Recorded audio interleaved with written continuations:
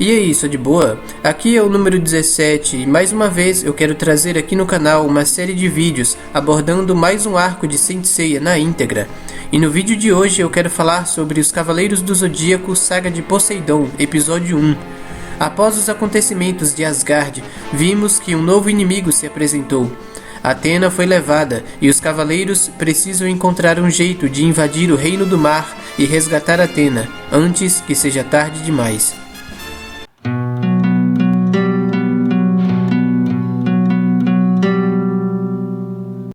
O episódio começa com a Terra sendo ferozmente engolida pelas águas em diversas regiões diferentes do mundo. Uma catástrofe em grande escala que tem atingido todo o planeta. Na mansão, vemos que os outros Cavaleiros de Bronze e Tatsumi estão aguardando notícias a respeito da senhorita Saori. Tatsumi se mostra preocupado, pois já faz muito tempo que ninguém entra em contato. Além disso, é muito estranho que esteja chovendo tanto e ele se pergunta o que está acontecendo. Outros Cavaleiros de Bronze informam que ouviram notícias mundo afora e, para surpresa de todos, não apenas o Japão, grandes ondas têm invadido a costa da França. Nos Estados Unidos também, e várias regiões da Europa. O mundo inteiro está em pânico. De volta a Asgard, vemos Hilda e Freya esperando Seiya e Shun voltar de algum tipo de busca. Pela expressão em seus rostos, notamos que infelizmente não tiveram êxito em encontrar alguma pista sobre o paradeiro de Athena. Yoga e Shiryu estão longe e ainda não entraram em contato. Naquela ocasião, Athena foi sem dúvida atacada. Seiya comenta que sentiu um cosmo forte e profundo quando a onda caiu sobre eles. Lembrando-se das palavras de Sorento, está claro que Athena foi levada por Poseidon, o imperador do oceano. O problema agora é que os cavaleiros não sabem como chegar ao santuário marinho. Agora, no santuário de Poseidon, vemos Athena finalmente despertar de seu sono. Ela estava a repousar em uma cama individual, num quarto especialmente reservado só para ela. Neste momento, aproxima-se um jovem rapaz que a corteja beijando-lhe a mão, um gesto de cavalheirismo. Observando-lhe, Athena percebe que este é Julian Solo, com o qual já se encontrou antes. Ela se recorda que na ocasião foi convidada à sua festa de aniversário. Neste dia, Julian lhe pede em casamento, afirmando que sentiu uma coisa muito profunda por ela desde antes de conhecê-la. E esta noite, ao encontrá-la pessoalmente, está convencido de que ambos se conhecem há muito tempo, desde antes de nascerem nesta época. Ele sente que já se encontraram e se reencontraram desde os tempos mitológicos. Apesar da grande honra, Saori educadamente recusa sua proposta. Athena pergunta se ele é Poseidon, o qual responde que sim.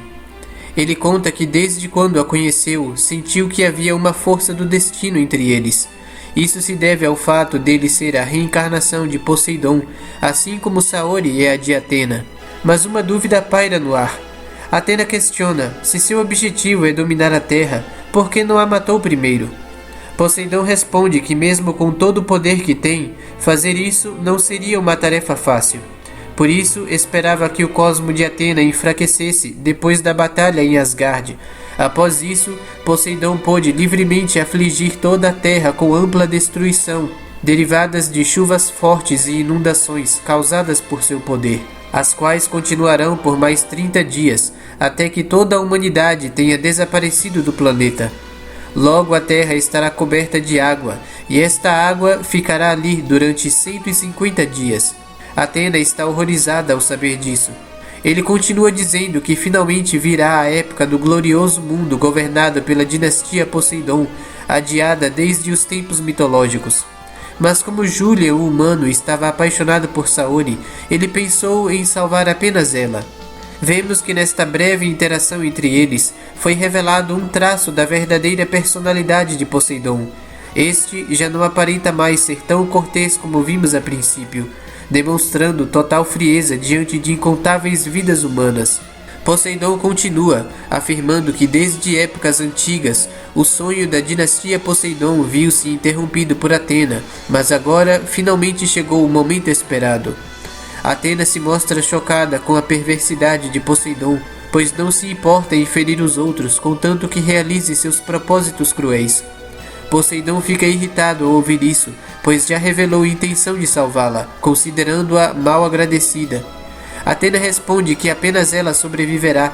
É imperdoável que alguém que ocupe o lugar de imperador seja um assassino. Poseidon lhe faz uma oferta de paz.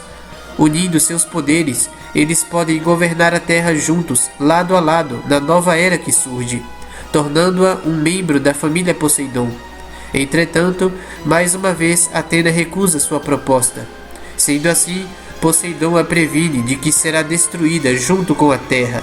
Demonstrando coragem, Atena afirma que está preparada para morrer, mas não vai se calar e fingir que está tudo bem enquanto houver pessoas inocentes morrendo ao redor do mundo. Sempre que o mal se espalhar pelo mundo, os defensores de Atena, os Cavaleiros da Esperança, surgirão para protegê-lo. Eles lutarão ao seu lado para destruir as ambições de Poseidon. Vendo quão Atena está determinada, Poseidon decide lhe oferecer uma chance de salvar o mundo. Para isso, terá que se sacrificar, recebendo sobre si parte da chuva que está caindo sobre toda a terra, adiando assim o momento em que a terra estará completamente coberta de água. Atena aceita sem hesitar esta proposta. Sendo assim, eles partem juntos ao local de sacrifício. De volta a Asgard, vemos que Hilda e Freya, procurando respostas, encontraram umas antigas escrituras que contam a respeito de um lugar proibido em Asgard, que se esconde atrás de uma grossa camada de gelo desde épocas remotas. Em seu interior existe um lago escuro com um redemoinho, e por baixo do lago uma passagem que leva até o mundo onde vive e governa um grande rei. Os quatro seguem pela rigorosa ventania de neve até o local descrito nas escrituras. A lenda sempre esteve viva, mas os antepassados tinham muito medo de Poseidon. Entretanto, os cavaleiros não devem temer, pois este é o único meio de salvar Atena. Antes que pudessem deliberadamente saltar, o gelo sob seus pés cedem à pressão do redemoinho em sua volta e os cavaleiros caem dentro do lago. Eles afundam mais e mais e aos poucos vão se afogando. Por um momento eles perdem a consciência e quando despertam se questionam o que aconteceu, pois deveriam estar no fundo do mar. Mas o que aconteceu com toda a água? Ao olhar para cima, eles veem algo parecido com o céu. Lá está toda a água de onde vieram. É impressionante que este seja o fundo do mar, pois parece exatamente igual à terra. A lenda realmente era verdadeira. Este é o mundo governado por Poseidon. Os cavaleiros ouvem uma bela canção, como se estivessem lhes chamando. Eles caminham em direção à canção e se encontram com uma espécie de armadura em formato de sereia. Ouve-se uma voz que explica que esses protetores são chamados de escamas, correspondem às armaduras dos cavaleiros. Neste momento, as peças da escama se desmontam. Os cavaleiros apenas observam as escamas voando em direção à silhueta de uma mulher. Esta se apresenta como Tétis, a sereia, uma marina a serviço de Poseidon.